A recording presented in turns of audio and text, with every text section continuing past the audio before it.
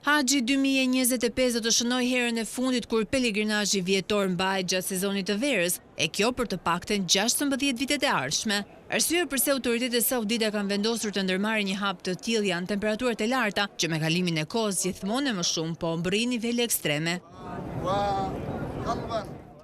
Lajmi konfirmohet nga Qendra Kombëtare e Meteorologjisë së Arabisë Saudite. Ndryshimi vjen nga kalendari hënor islamik, i cili lëviz rreth 10 ditë më herë çdo vit, e përjedhoi haxhi gradualisht do të kalojë në pranverë duke filluar nga viti 2026 dhe më pas në dimër. Vitin që shkoi termometri në Mekë arriti të shënonte deri në 51 gradë Celsius, duke shkaktuar mbi 2700 raste goditjeje nga i nxehti brenda vetëm një dite, me disa vdekje të raportuara. Nga viti 2026 deri në vitin 2033, haxhi do të jetë gjatë muajve të pranverës, e më pas nga viti 2034 deri në vitin 2041 do të mbahet në dimër. Dhe pelegrinët nuk do të përballen më me kushtet e verës deri në vitin 2042, kur cikli do të përsëritet.